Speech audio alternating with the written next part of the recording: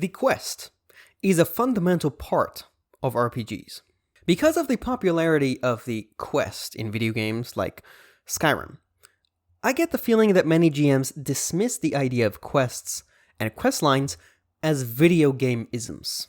Now, don't get me wrong, there are plenty of video game isms that have made their way into tabletop RPGs, or historically have made their way from tabletop RPGs to video games. But I think we could do without them. But I don't think that the idea of the quest is necessarily one of them. Hey everybody, welcome back. This is GDS, and this might be a naive opinion, but I think that quests are actually useful for running the game. One of the reasons might be somewhat of a circular thing, but we've come to expect the notion of a quest when we play RPGs. So we expect to have quests to help us keep track of our progress along a string of related events and objectives. So for example, imagine we're playing a game where you're trying to stop a dragon from ending the world. Say the dragon is called the World Eater. It's a dumb concept, I know. It would never work. Go with me. You might expect a quest, or a quest line, to outline events relating to the objective of stopping the dragon. These events might be coming across survivors, or dragons disappearing, or appearing. So events are just things that happen. You might also expect to have a quest, or quest lines, to outline objectives related to those events.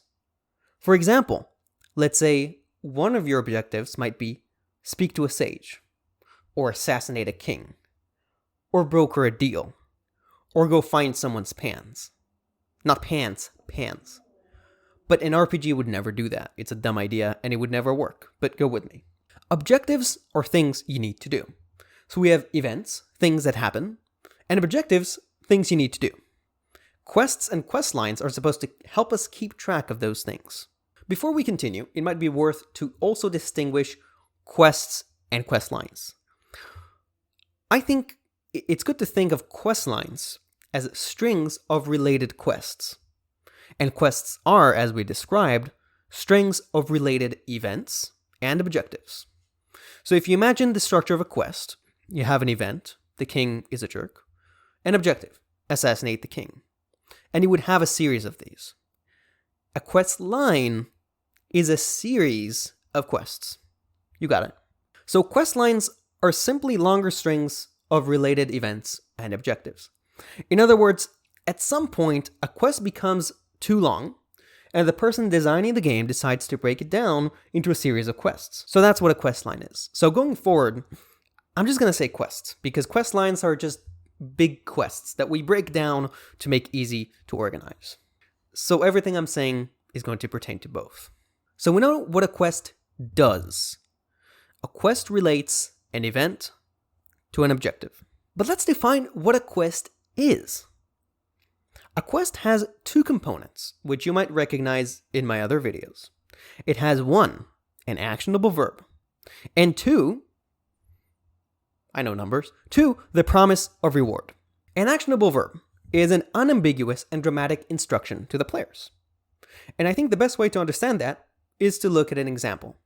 Let's say that our verb is going to be tail the king. So the king is walking in his castle, and you're supposed to sneakily go behind them and hear this conversation. Again, terrible design. No one would ever do this. Go with me. The problem with the verb tail is that it's kind of ambiguous. And what I mean by that is it does tell you what you need to do, but it's not clear what we're trying to accomplish by tailing. And that's the secret of taking bad verbs and making them into good verbs. Figure out, why are we doing the thing that we're doing in the first place? So let's say the reason we're tailing the king is because the king has a security briefing with his officer, and we want to know what the security is going to look like.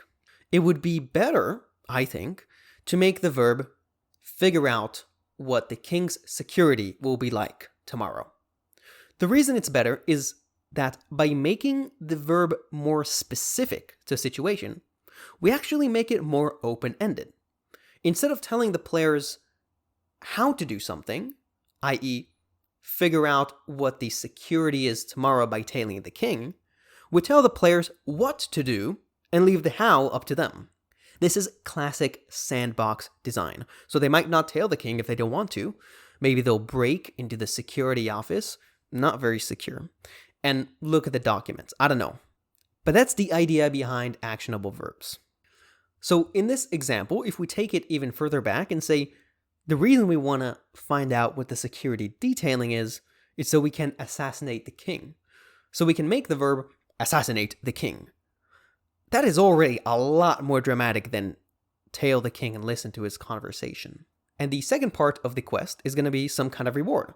So assassinate the king and you will get his inheritance. Or assassinate the king and you won't have to deal with this jerk anymore and you'd be able to roam free and do whatever you want.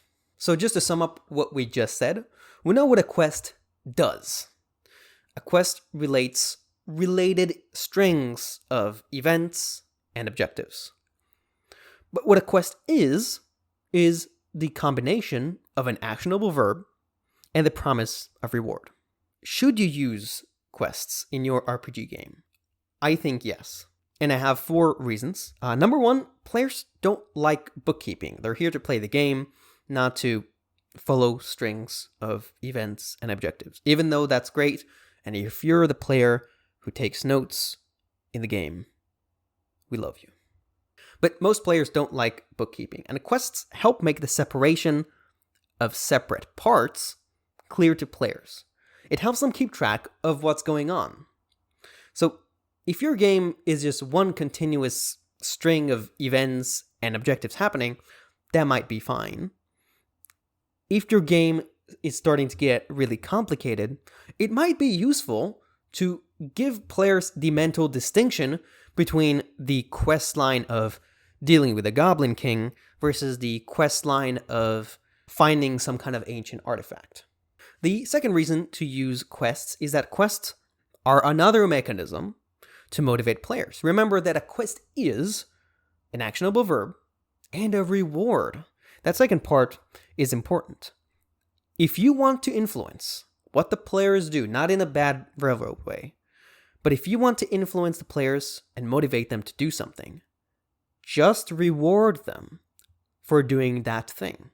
Many online GMs complain that players don't walk into their death traps, and I get it. The reason you're a GM is to kill your players. But last time I did that, my parole officer told me that I can't be doing that anymore, and if I do, I'm going to get in trouble. They might phrase it differently, but the point is they're upset when the players are not motivated by the quest lines that they spent so long working on.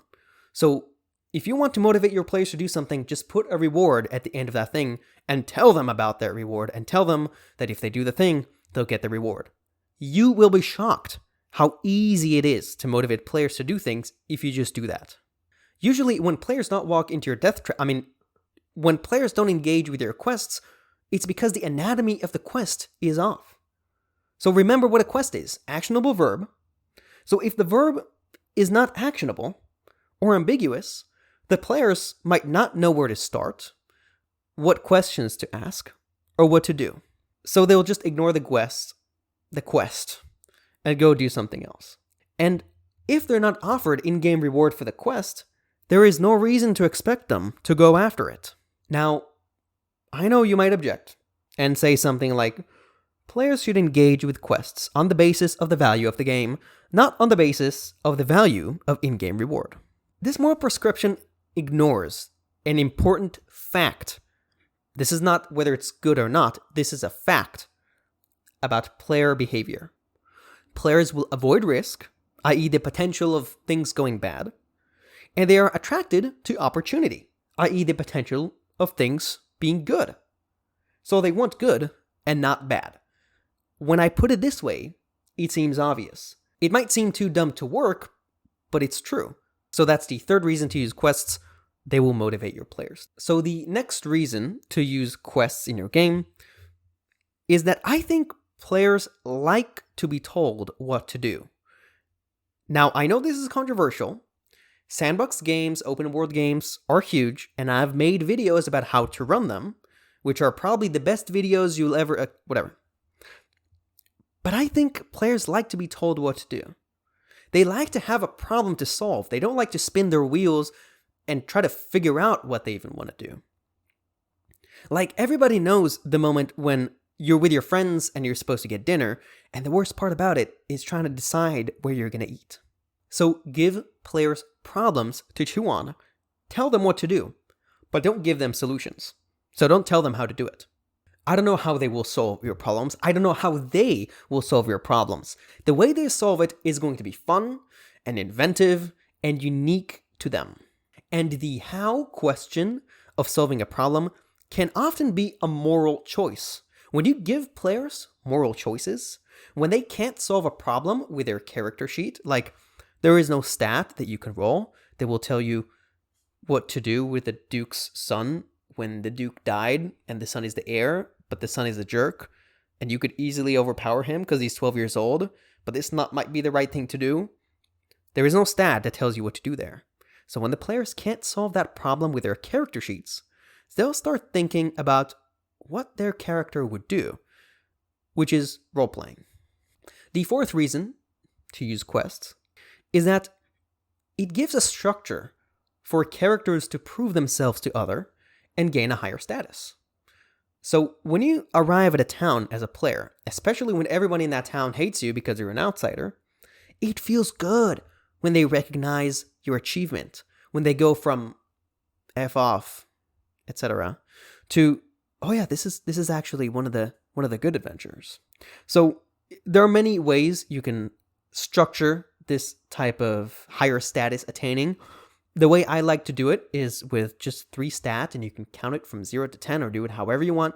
But the basic of it is renown, which is how many people know who you are, or the chance of someone knowing even who you are. 2 is honor, which is basically how, for those who do know who you are, how true are you to your word? Do you say what you're going to do, or do you lie? And the 3rd is might, which is when people cross you, how known are you for retaliating or for enforcing your will? And on the point of proving yourself, the idea of the quest has always been a part of storytelling and heroic fantasy. Think back to Greek mythology. In the structure of the stories of the heroes, there is always I forget what they call them. It's not quests. It might be trials, or tasks, but you can Google it. It's like the Herculean blanks. And this is true for all the heroes, not just Hercules. It's basically tasks that they do to achieve their hero status and to get known.